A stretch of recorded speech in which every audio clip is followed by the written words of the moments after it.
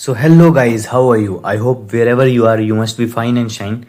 Guys, आज से हम डिफरेंशियल इक्वेशन सीरीज में सबसे पहले जो मेन इंपॉर्टेंट थिंग्स है ना वो डिस्कस करने वाले हैं, which is linear differential equation with the constant coefficients. मतलब डिफरेंशियल इक्वेशन क्या है? लीनियर है विद कांस्टेंट कोफिशिएंट्स। गाइज, इसमें हम कॉम्प्लीमेंट्री फंक्शन कैसे निकालते हैं, उसकी ऑक्सिलरी इक्वेशंस क्या होती हैं, उन सब के बारे में डिस्कस करेंगे और कुछ फॉर्म्स ऑफ इक्वेशन के बारे में डिस्कस करेंगे जो कि बहुत इंपॉर्टेंट है एग्जाम पॉइंट ऑफ व्यू से। एग्जाम पॉइंट ऑफ व्यू से बहुत इंपॉर्टेंट इक्वेशंस हैं। सो गाइज, चलिए स्टार्ट करते हैं। हाँ गाइज, देखो गाइज, हम स्टार्ट करने जा रहे हैं linear differential equation with constant coefficients. सबसे पहले हमें पता है गाइज, क्या पता है हमें? कुछ पता है हमें? तुम्हें पता है कि रियल रूट क्या होते हैं, इमेजिनरी रूट्स क्या होते हैं? मैं तुम्हें से थोड़ा सा बेसिक इलस्ट्रेशन दे दूं कि एक होता है रियल रूट, एक होता है इमेजिनरी रूट्स। इसमें भी दो तरीके के आते हैं। एक आता है इसमें रियल एंड इक्वल रूट्स, यहां पे आएगा रियल एंड अनइक्वल रूट्स। यहां पे भी क्या आएगा? इसमें आएगा इसमें रियल नहीं, इमेजिनरी रूट्स ना। इमेजिनरी में भी हम बोल सकते हैं, हाँ, इमेजिनरी में भी इक्वल रूट्स होते हैं ना। तो गाइस याद रखना, इमेजिनरी और रियल में, रियल बेसिकली इमेजिनरी मतलब जहाँ पे आयोटा आ रहा है वहां से इमेजिनरी समझ जाना। रियल रूट क्या होते हैं गाइस? अगर मान लो रियल रूट और इक्वल की बात करें तो मतलब रूट्स हमारे पास हैं 1,1, ये हो सकता है 2,2, मतलब सिमिलर रूट्स होंगे सिमिलर टर्म्स के लिए। जैसे अगर मैं बोलूँ ना d-1 का होल स्क्वायर इजिकल टू 0 है, यहाँ से क्या आएगा? d1 भी आएगा, 2 1 आएंगे, तो ये रियल एंड इक्वल रूट है। और रियल एंड अनइक्वल का एग्जांपल ले लें कि d² - 1 इजिकल टू 0 है, तो यहाँ से मैं क्या लिखूंगा? d+1 into d-1 is equal to 0। मतलब कि d की वैल्यू तो -1 है एंड d की वैल्यू 1 है, तो यहाँ पे वैल्यू क्या हो रही है? d की +-1, विच इज रियल तो है क्योंकि आयोटा की टर्म नहीं आ रही है, बट अनइक्वल है क्योंकि +1 अलग है, -1 अलग है। यहाँ पे रियल है क्योंकि आयोटा की टर्म नहीं हो रही है, पर इक्वल तो है यहाँ पे। और अगर कोई इक्वेशन आयोटा की फॉर्म में आ गई तो बेसिकली उसे हम बोलते हैं इमेजिनरी रूट्स। वहां वो कहलाएगा इमेजिनरी रूट्स। कोई सबसे पहले हम स्टार्ट करते हैं क्वेश्चंस को। क्वेश्चन किस टाइप के पूछे जा सकते हैं जनरली ना गाइज? इसमें क्वेश्चन बेसिकली पर्टिकुलर इंटीग्रल निकालने के लिए पूछते हैं, क्योंकि पर्टिकुलर इंटीग्रल निकालना थोड़ा सा डिफिकल्ट होता है अगर डिफिकल्ट टाइप ऑफ क्वेश्चंस को हम डिस्कस करेंगे। तो बेसिकली सबसे पहले ना दो चीजें होती हैं इसमें। एक तो होता है कॉम्प्लीमेंट्री फंक्शन। क्या होता है? Complementary function. भैया आप कॉम्प्लीमेंट्री फंक्शन क्या होता है? एक होता है हमारे पास पर्टिकुलर इंटीग्रल। भैया पर्टिकुलर इंटीग्रल क्या होता है? और एक होता है हमारे पास कंप्लीट सॉल्यूशन। तो गाइस तीन चीजें होती हैं, कॉम्प्लीमेंट्री फंक्शन हो गया, पर्टिकुलर इंटीग्रल हो गया, कंप्लीट सॉल्यूशन हो गया। कि कैसे फाइंड आउट करते हैं किसकी वैल्यू क्या होती है और कंप्लीट सॉल्यूशन क्या होता है। गाइस याद रखना कि जो कंप्लीट सॉल्यूशन होगा, याद रखना कि जो कंप्लीट सॉल्यूशन होता है ना, CS से डिनोट करते हैं, ये होता है हमारे पास complementary function plus particular integral. और लास्ट में जो भी हमने फाइंड आउट करना होगा ना वो इसी टर्म में होता है। जो भी हमने लास्ट में फाइंड आउट करनी है चीजें, that will be in this term, इस टर्म में होनी चाहिए वो चीजें। ठीक है, ये याद रखना गाइज। और हम क्या बोल सकते हैं अब? कॉम्प्लीमेंट्री फंक्शन होता क्या है? कॉम्प्लीमेंट्री फंक्शन जो जनरली है ना गाइज, वो हम ऑक्सिलरी रूट्स की मदद से निकालते हैं। वो मैं आपको बताता हूँ। देखो कॉम्प्लीमेंट्री फंक्शन क्या होता है। यहाँ पे लेटर से हम कुछ ले ले रहे हैं, लेटर से विल डिस्कस है कि यहाँ पे पार्ट ऑफ कॉम्प्लीमेंट्री फंक्शन है, यहाँ पे हो जाएगा कॉम्प्लीमेंट्री फंक्शन। यहाँ पे कॉम्प्लीमेंट्री फंक्शन ले ले रहे हैं और यहाँ नेचर ऑफ रूट, यहाँ पे नेचर ऑफ रूट। और गाइज आंखों में ना पट्टी बांध के याद, अगर मैं पूछूं तो आपको ये याद होनी चाहिए, क्योंकि हर कहीं इंप्लीमेंट होंगे। डिफरेंशियल इक्वेशन में तो होंगे ही होंगे, रियल लाइफ एप्लीकेशंस में, पार्शियल डिफरेंशियल इक्वेशन में, ये सारी चीजें आएंगी गाइज, रिपीट होंगी। इसलिए मैं बोल रहा हूँ कि ये चीजें आपको दिमाग, मतलब पट्टी बांधोगे ना आंख में आपकी, तब भी ये चीजें पता होनी चाहिए। तो भैया पता होंगी, अगर आप पूछोगे तो बढ़िया है यार, पता होगी तो अच्छे मार्क्स लाओगे तो मुझे खुशी होगी। अब बताना रिजल्ट कैसा आया। इसको पढ़ने के बाद गाइज गारंटी ले रहा हूँ गाइज, कोई क्वेश्चन आपको छूटेगा नहीं। डिफरेंशियल इक्वेशन चाहे बेसिक लेवल का हो चाहे एडवांस लेवल का हो, सब कुछ कवर किया जाएगा। +2 लेवल के बच्चे पढ़ सकते हैं, और डिग्री जो कर रहे हैं वो भी पढ़ सकते हैं, मास्टर्स कर रहे हैं वो भी पढ़ सकते हैं। It's not a big deal guys. So first of all guys हम स्टार्ट करेंगे। मैंने आपको रियल एंड इमेजिनरी रूट्स के बारे में थोड़ा सा बताया। सबसे पहले हम लेंगे कि अगर हमारे पास कंडीशन क्या है कि जो मेरे पास रूट है, एक रियल रूट है, बस one real root. One real root मतलब कि मान लो डी माइनस वन जीरो, ऐसे ले रहा हूँ मैं, तो डी की वैल्यू मेरे पास वन है, बस एक ही वैल्यू आई है। तो ये इमेजिनरी तो है नहीं, तो ये रियल है। रियल एंड इक्वल भी नहीं बोल सकते क्योंकि इसमें एक ही वैल्यू आ रही है। तो उसमें क्या लेंगे हम, C one into e to the power, इसे हम बोलते हैं रियल रूट को ना डिनोट करते हैं गाइस एम से, मान लो डिनोट करते हैं, एम से डिनोट कर रहे हैं, तो इसे ले रहे हैं एम वन एक्स। और यहाँ पे सी वन क्या है, सी वन यहाँ पे है कॉन्स्टेंट, आर्बिट्रेरी कॉन्स्टेंट जिसे बोलते हैं, और ये ही वैल्यू होगी हमारे पास, इसे हम बोलते हैं कॉम्प्लीमेंट्री फंक्शन सी एफ। ये सी एफ हमारा ये हो जाएगा, ठीक है, अगर रियल रूट एक होगा। ठीक है, अब मान लो दो रूट होंगे हमारे पास, अभी पहले रियल की बात करेंगे, दो रूट होंगे बट डिफरेंट होंगे। Let us say two real and unequal roots, मतलब कि d माइनस वन का हो, अच्छा अनइक्वल है तो डी स्क्वायर माइनस वन ले लेता हूँ इज इक्वल टू जीरो। तो यहाँ मैं क्या लिखूंगा, d plus one into D minus one is equal to zero. तो d की वैल्यू यहाँ से एक माइनस वन आएगी और एक प्लस वन आएगी। देख रियल वैल्यू तो है, क्यों है, क्योंकि भैया जी यहाँ पे इमेजिनरी कोई नाम की चीज ही नहीं है, आयोटा नाम की कोई चीज ही नहीं है। और अगर इमेजिनरी है गाइज, इमेजिनरी नहीं है तो रियल तो है, तो रियल है। और क्या है, माइनस वन और प्लस वन सेम है, minus one is equal two plus one, सही है, गलत है। तो ये क्या है, अनइक्वल है, अनइक्वल रूट्स हैं। तो अगर रियल एंड अनइक्वल रहेंगे तो उस केस में जो रूट्स होंगे, अब दो रूट्स हैं, एक को हम मान ले m1 से डिनोट कर रहे हैं और एक को हम m2 से डिनोट कर रहे हैं। तो जो CF होगा ना गाइज, हमारे पास CF होगा C1 into e to the power m1x plus C2 into e to the power m2x। ठीक है, और C1 और C2 क्या है, यहाँ पे कॉन्स्टेंट है। जितनी टर्म्स है ना गाइज, C1 C2 C3, उतने कॉन्स्टेंट नंबर ऑफ टर्म्स बढ़ते जाएंगे। ठीक है, ये वैल्यू मैंने बात कर ली जब दो रियल एंड अनइक्वल रूट्स हैं। अब मान लेता हूं टू, अब तीन की बात करूं, अगर तीन रूट आ गए, three real and different root अगर बात कर लेते हैं कि three real and different root, three real and unequal, unequal बोलो या फिर डिफरेंट बोलो, सिमिलर ही है रूट अगर रहेगा, तो मतलब क्या है कि इन द सेंस कि वहां पे ना तीन रूट आएंगे। क्या क्या आएंगे, m1 आएगा कोई, वहां पे m2 आएगा, m3 आएगा। तो वहां पे CF क्या होगा गाइस, CF होगा C1 e to the power m1x plus C2 e to the power m2x plus C3 e to the power m3x। Guys जैसे कि मैंने बताया आपको कि जितने ज़्यादा रूट्स बढ़ते जाएंगे उतने ही हमारे कांस्टेंट जो हैं वो इंक्रीज करते रहेंगे। अब फोर्थ कंडीशन है, जो रूट्स हैं, roots are two real and equal roots, two real and equal roots. लो कोई एग्जांपल, भाई अगर मान लो कि d माइनस वन का होल स्क्वायर जीरो होता है, तो यहाँ मैं d minus one into D minus one is equal to zero लिख सकता हूँ। तो मतलब d की वैल्यू वन है और d की वैल्यू वन है, तो क्या है, यहाँ पे आयोटा आ रहा है, कहीं नहीं आ रहा है, तो मतलब रियल तो है। इक्वल कैसे होंगे, one is equal to one, right, हाँ भाई इक्वल है, तो रियल एंड इक्वल रूट है। उसमें हम कॉम्प्लीमेंट्री फंक्शन लिखते हैं C1 प्लस C2x का whole into e to the power, क्योंकि रियल रूट है तो इसे m1 से डिनोट कर सकता हूँ दोनों को मैं, क्योंकि m1 m2 तो है ही नहीं है। देखो m1 और m2 अगर मान रहा हूँ दूसरों, तो दोनों तो m1 इजिकल टू m2 है, तो m1 से डिनोट करो या m2 से डिनोट करो, सिमिलर ठीक है, तो m1x ये लिख सकता हूँ गाइस। कोई दिक्कत है, परेशानी है बताओ। तो तीन चीजें, चार चीजें मैंने डिस्कस कर रही है कि रियल रूट एक होगा, two real and unequal, three real and unequal roots की बात कर ली है, and two real and equal roots की बात कर ली है। तो तीन चीजें मेरे पास होगी। अब अगली चीज डिस्कस करते हैं गाइस, अगला कॉन्सेप्ट तो नहीं, अगले में भी कुछ और टर्म्स भी हैं यहाँ पे। यहाँ पे देखो गाइस, फिफ्थ है हमारे पास,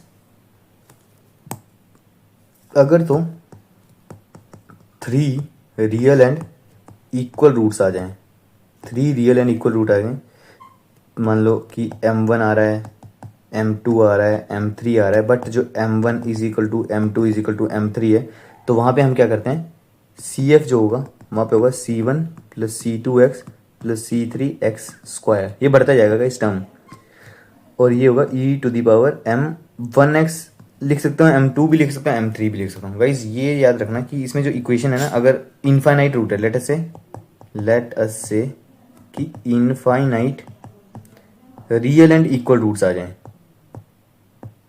तो उस केस में हम क्या करेंगे गाइस, उस केस में कुछ नहीं कि सी एफ जो होगा वो होगा C1 plus C2x CN x to the power n into e to the power M1x, ये हो जाएगी इक्वेशन गाइज उसकी। तो ये याद रखनी है गाइज कुछ चीज़ें। अब देखो गाइज ये हमने कर लिया, अब हम डिस्कस करते हैं इमेजिनरी। अगर हमारे पास इमेजिनरी रूट्स आ जाएंगे, ठीक है, इमेजिनरी रूट्स, तो इमेजिनरी रूट्स की बात करते हैं। तो अगर मान लो एक पार्ट आया इमेजिनरी रूट का, एक पार्ट इन द सेंस कि यहाँ पे मान लो one part of complex root, complex number ही होते हैं ना इमेजिनरी, तो मान लो वो है alpha plus minus of iota beta की फॉर्म में, एक ही है पार्ट है। तो क्या होगा उस केस में, सी एफ जो होगा वो होगा e to the power alpha x C1 cos of beta x plus C2 sine of beta x. अब इसे समझने के लिए लेटर से गाइस कोई इक्वेशन हमारी फॉर्म में आती है ना, ऐसे ही एग्जांपल ले रहे हैं। एग्जांपल है हमारे पास, एग्जांपल है कि मान लो 2 प्लस माइनस 3 आयोटा आया जो रूट आया और एक ही वैल्यू आ रही है इसकी, तो यहाँ से अल्फा में कंपेयर कर सकता हूँ 2 होगा एंड बीटा यहाँ से 3 होगा, तो सी एफ कैसे निकल जाएगा, सी एफ क्या हो जाएगा भैया, e to the power 2x C1 cos of 3x plus C2 sine of 3x, यही होगा इस केस में। तो सिमिलर इम्प्लीमेंटेशन करेंगे। अब गाइज अब हम क्या करेंगे, हाँ, जब हमारे पास दो pair of complex and equal roots हैं, in the sense but I am saying हमारे पास 2 pair of complex root but equal है गाइज, जैसे कि alpha plus minus iota beta आया और एक और पेयर आ गया इसका alpha plus minus iota beta, 2 pair आ गए। तो उस केस में क्या करेंगे गाइज, उस केस में जो सी एफ होगा वो होगा e to the power alpha x C1 plus C2x into e to the power into cos of beta x plus C3 plus C4 into x into sine of beta x. Guys ये complicated term ये वाला है ना, जो ये ज़्यादातर वैसे use होता नहीं है, ये वाला ज़्यादातर यूज़ होगा नहीं, पर हाँ अगर बहुत ही डिफिकल्ट लेवल का क्वेश्चन बनाना है, हाँ बोर्ड लेवल में तो कहीं यूज़ नहीं होगा, ना बेसिक लेवल में भी होगा ना इंटरमीडिएट लेवल में होगा, ये होगा एडवांस लेवल में अगर ये वाला कॉन्सेप्ट यूज़ हुआ। तो गाइज अगर याद रखना है तो ऊपर की सारी बेसिकली याद होनी चाहिए, इसको बेशक याद रखो ना रखो उससे कोई फर्क नहीं पड़ता, बट ये चीज़ें याद होनी चाहिए। तो गाइज आई होप आपको पता लग गया होगा कि कॉम्प्लीमेंट्री फंक्शन कैसे निकालते हैं। अब पीआई क्या होता है गाइज, पीआई निकालने के लिए ना गाइज हम क्या करते हैं कि अगर मेरे पास ना कोई इक्वेशन है, लेट अस से इफ इक्वेशन इज गिवन, कोई भी इक्वेशन दी हुई है, तो कॉम्प्लीमेंट्री फंक्शन पता लग गया। कंप्लीट सॉल्यूशन कैसे निकालते हैं, मैंने आपको बताया कि कंप्लीट सॉल्यूशन जो होता है वो complementary function plus PI, complementary function मुझे पता लग गया, पीआई कैसे निकालते हैं। पीआई जो होता है ना गाइज, लेट अस से कि अगर कोई इक्वेशन है, मैं ऐसे एग्जांपल ले रहा हूँ कि क्वेश्चंस में फिर डिस्कस करेंगे। एग्जांपल है लेट अस से कि हमें दिया है d to the power 4 by dx to the power 4 minus d cube by dx cube minus of 9 into d2y by dx square minus of 11 into dy by dx minus of 4y is equal to 0। ठीक है, solve भी कर लेते हैं, complementary function निकाल लेते हैं। अब देखो गाइस यहाँ पे आप बोलोगे भैया जी कैसे निकालेंगे कॉम्प्लीमेंट्री फंक्शन, एग्जांपल ले ही लिया तो अब ले ही लेते हैं। और मैंने पीआई की बात की थी ना, पीआई हमेशा right hand side divided by this term होती है, बट यहाँ पे ये देखो पीआई क्या होता है, राइट हैंड साइड जो टर्म है divided by left hand side term, but यहाँ पे राइट हैंड साइड क्या है, 0 है, 0 बाय समथिंग जो होगा समथिंग वो तो 0 के बराबर ही होगा ना, तो पीआई यहाँ पे एग्जिस्ट ही नहीं करेगा। यहाँ पे कॉम्प्लीमेंट्री फंक्शन कैसे करेगा, d टू द पावर 4 है गाइस, इसे मैं d4 ऐसे लिख सकता हूँ, क्योंकि गाइस मुझे ये चीजें पता होनी चाहिए, ये तुम्हें पता भी होंगी शायद अगर आपने क्लासेस देखी होंगी कुछ पिछली, कि जो देखो जो dy बाई dx होता है ना वो क्या होता है, उसे हम y डैश से रिप्रेजेंट करते हैं या फिर dy से रिप्रेजेंट करते हैं। d2y बाई dx स्क्वायर को मैं y डबल डैश x से या फिर d स्क्वायर y से रिप्रेजेंट करता हूँ। d cube y by dx cube को y ट्रिपल डैश और d क्यूब y से रिप्रेजेंट, ऐसे ही गई ये चलता रहता है, d to the power n y by dx to the power n is equal to y to the power n is equals to d to the power n into y। तो यहाँ पे वही करेंगे, यहाँ पे फोर्थ टर्म है तो d to the power 4 into y लिख सकता हूँ, हाँ लिख सकता हूँ, माइनस अब ये क्या होगा d cube y minus of 9 d square y minus of 11 d y minus of 4y is equals to 0। तो यहाँ से y कॉमन ले लो, सब में से y कॉमन ले लो, तो क्या बचेगा, इज इक्वल्स टू 0। जब कॉम्प्लीमेंट्री फंक्शन निकालते हैं ना गाइस, कॉम्प्लीमेंट्री फंक्शन में इसके बाद ना y को हम लेते नहीं है, रूट्स निकालने हैं हमने, तो हम डायरेक्ट इक्वेशन लेते हैं। अब y को मत लेना इसके साथ में ना, बस इज इक्वल टू 0, ठीक है। अब निकालनी है। अब गाइस पता क्या, इसके रूट्स क्योंकि बड़ी इक्वेशन है, तो मैं जो प्रेफर करता हूँ ना अपने, जब मैं कॉलेज के एग्जाम्स भी देता, तो मैं क्या प्रेफर करता था, इसमें टाइम लगेगा ना, इसके रूट्स फाइंड आउट करने में टाइम लगता है। अगर ध्यान से देखो, इसके रूट्स फाइंड आउट करने में ऐसे डायरेक्ट इसके रूट्स नहीं निकलेंगे, क्या क्या वैल्यू पुट करके देखोगे ना, किसको किसको तोड़ कर देखोगे। तो मैं क्या करता था, इसे ऑक्सिलरी इक्वेशन निकालने के लिए डिवाइड कर देता था टर्म को, लेटर से। अब मैं एक बार इसमें चेक करता हूँ कि 1 से क्या ये 0 हो रहा है, चेक करते हैं कि अगर मैं यहाँ पे डी में 1 पुट करूँ, अगर मैं डी में 1 पुट करूँ तो ये क्या हो जाएगा, 1 माइनस 1 माइनस 9 माइनस 11 माइनस 4 कितना आ जाएगा, -4, ये तो देखो ये 0 हो जाएगा, -13 माइनस 11, तो ये 0 के बराबर नहीं है। डी को अगर मैं -1 पुट करूँ तो -1 का पावर 4 -1 का क्यूब -9 इंटू -1 का square -11 into -1 -4 is equal to 0। अब देखो 1 माइनस ऑफ 1 प्लस 1 हो जाएगा, -9 प्लस 1 11 -4, तो ये हो जाएगा देखो 2 -9 -7 प्लस 11 -4, तो ये हो जाएगा -11 प्लस 11, ये 0 के बराबर होगा। तो एक रूट तो मुझे पता लग गया D-1 होगा, इतना पता लग गया। तो डी अगर -1 आया तो मतलब कि वो एक तरीके से D+1 इज इक्वल टू 0 की फॉर्म में होगा, तभी D-1 आ रहा है यहाँ से, तभी मैं ऐसे लिखता हूँ ना गाइस। अगर मेरे पास रूट्स रहते हैं D+1 D+2 is equal to 0, तभी मैं वैल्यू लिखता हूँ कि D की वैल्यू -1 होगी, D की वैल्यू -2 होगी। अगर D की वैल्यू -1 है तो D+1 इज इक्वल टू 0 होगा, तो मतलब कोई रूट्स होंगे ना, D+1 तो होगा into something is equal to 0, ये रूट्स रहेंगे। कौन सी इक्वेशन में गाइस, इस इक्वेशन में, इक्वेशन ए में, ठीक है। तो इसमें एक तो रूट दिए होगा, तो अब मैं क्या करता था गाइस वहां पे कि मैं ध्यान से देखना, D+1 को ले लिया यहाँ पे, और यहाँ पे,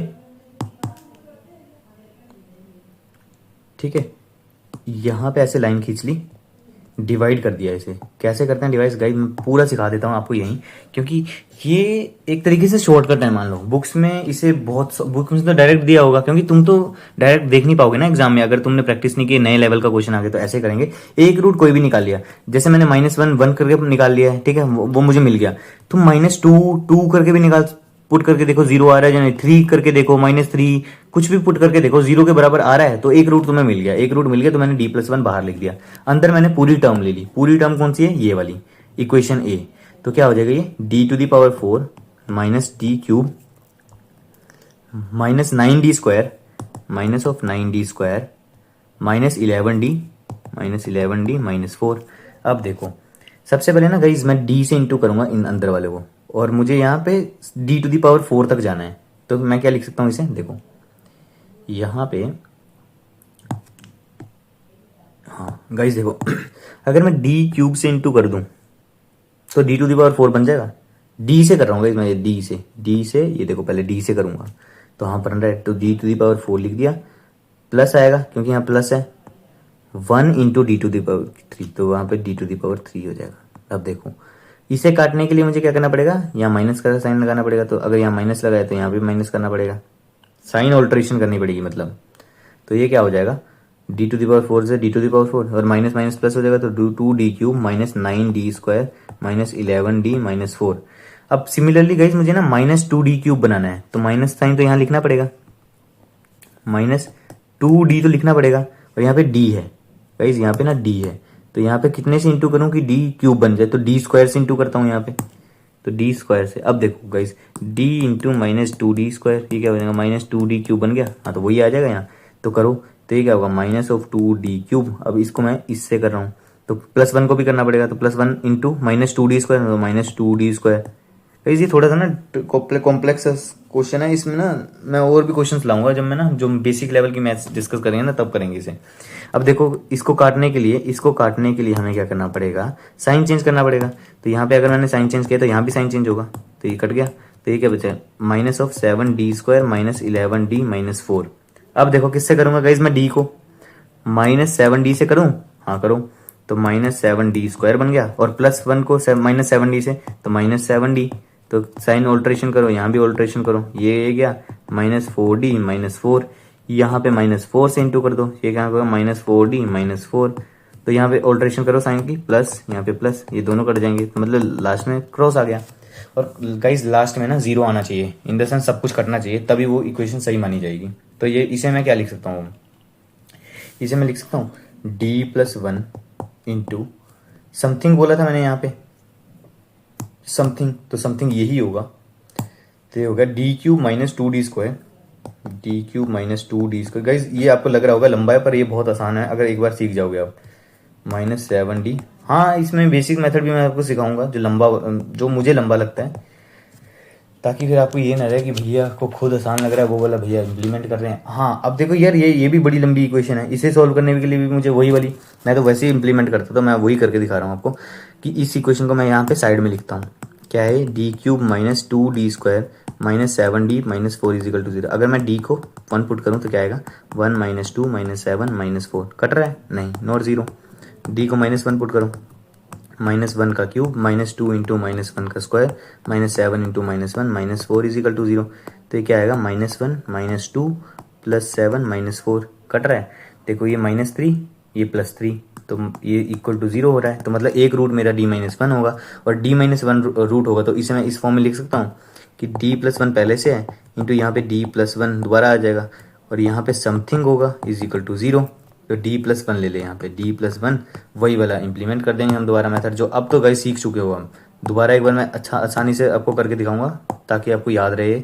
अब अंदर ना जो आएगा ना गाइस, वो ये वाली टर्म आएगी, ये वाली, तो ये क्या बचेगा, d³ -2d² -7d -4। अब देखो d, यहाँ पे गाइस d³ बनाना है मुझे, यहाँ पे मुझे d³ बनाना है, तो मैं क्या करूंगा, यहाँ पे d दिया हुआ है, पहले सबसे पहले d से, जो पहली वाली टर्म है उससे इंटू करना है, तो d से मैं क्या इंटू करूँ चाहे d³ आ जाए, तो d से मैं d² इंटू कर सकता हूँ, तो d³ आ जाएगा, हाँ भाई d³ आ गया। अब +1 भी तो है, 1 को भी इंटू करो, 1 को भी इंटू करो d² से, तो +1d², तो ये ऐसे करो।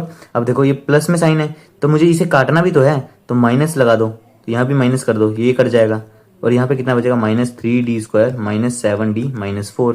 अब देखो, अब गाइस क्या करेंगे, अब मुझे यहाँ पे माइनस, अबे ये मत सोचना कि 3d² तुम बना के बैठ जाओ फिर प्लस माइनस करके काट दो, नहीं, पूरी टर्म को देखो, -3d², तो यहाँ पे -3d² बनना चाहिए, तो माइनस, अगर मैं यहाँ पे -3d से इंटू कर दूं तो ये 3d² बन जाएगा, तो -3d² +1 इंटू -3d, तो -3d।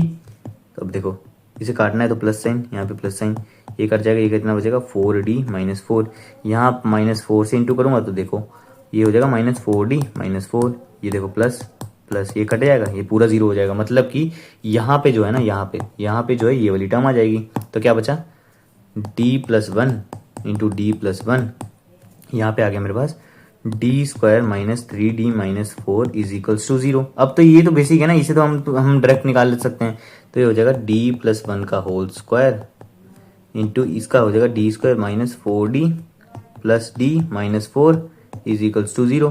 तो d+1 का होल स्क्वायर, ये क्या होगा, d into d -4 + 1 into d -4 = 0। d+1 का होल स्क्वायर, यहाँ से ले ले d+1 एंड d -4 = 0। अब देखो गाइस कितना कॉम्प्लिकेटेड हो जाएगा, मुझे कैसे पता लगता है इसके बार बार 1 ही रूट आ रहे हैं ना, तो इसलिए ये ऐसा मेथड ठीक रहता है, d+1 का whole cube into d -4 = 0।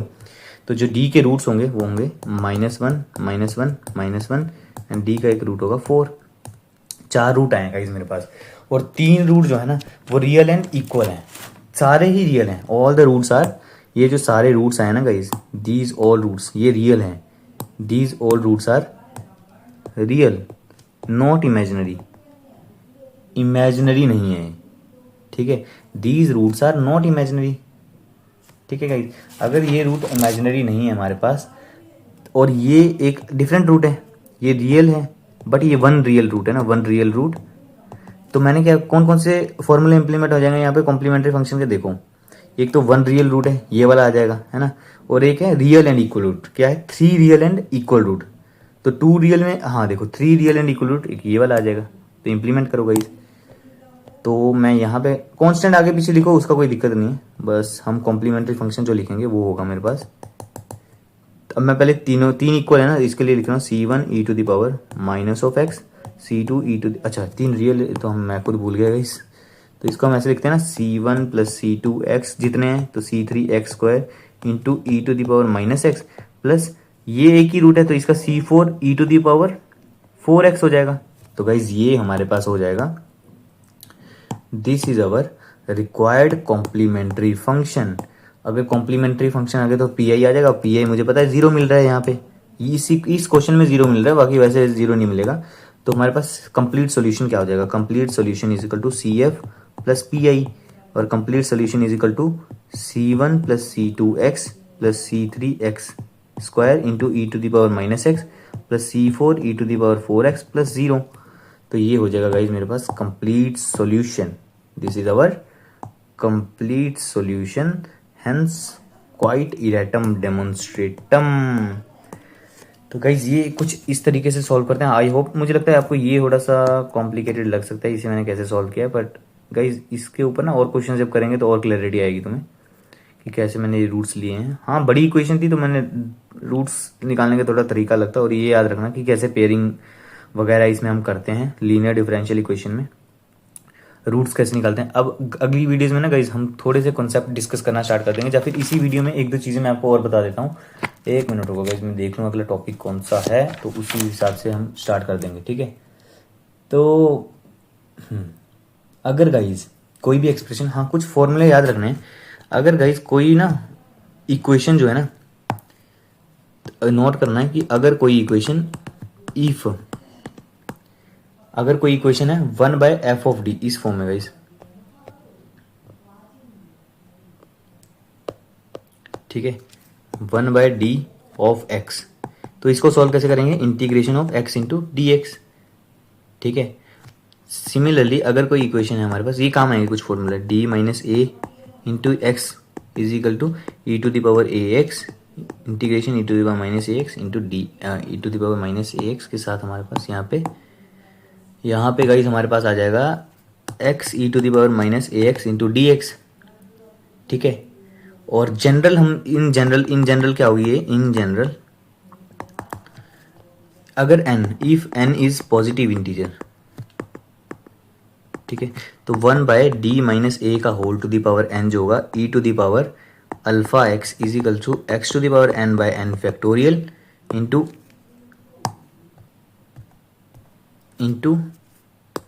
E to the power alpha x. So generally इस फॉर्म में गाइज इक्वेशन एग्जिस्ट करती है, और ये याद रखना गाइज, कुछ फॉर्मूले हैं ना जो कि हमें याद रखने पड़ते हैं हमेशा के लिए, तो ये आप मुझे लगता है याद रखोगे। हाँ इसकी इम्प्लीमेंटेशन अगर है तो इम्प्लीमेंटेशन गाइज मैं आपको कुछ और वीडियोज़ में ला के बताता हूँ इसकी इम्प्लीमेंटेशन कि कहाँ ये फॉर्मूले, ये हर जगह काम आएंगे गाइज ये फॉर्मूले। ये ऐसा नहीं है कि आपको अगर अभी आपको मैंने लिख के दे दिए तो ये कहीं काम नहीं आएंगे, ये हर जगह फॉर्मूले काम आएंगे गाइज, ये याद रखना कुछ फॉर्मूले। और बेसिकली हाँ इसके बाद ना हम फॉर्म्स डिस्कस करना स्टार्ट कर देंगे क्वेश्चंस की फॉर्म में, जिसमें पर्टिकुलर इंटीग्रल भी निकालेंगे, सब कुछ फाइंड आउट करने की कोशिश करेंगे। आई होप गाइज आपको ये वीडियो पसंद आई होगी। हाँ सब्सक्राइब कर लीजिए चैनल, ताकि और वीडियोस इसी सिमिलर तरीके के आप फाइंड कर सकें और आपके लिए थोड़ा सा ईजी हो जाए मैथ्स को समझना। आई होप मैं मदद कर पा रहा हूँ आपकी मैथ्स को ईजिली सॉल्व करने में। कुछ और टॉपिक्स में भी अगर डाउट हो तो कमेंट सेक्शन में ज़रूर बताइएगा, ताकि मैं उसके ऊपर भी आपको वीडियोज़ ला के दे सकूँ। Thank you and have a good day.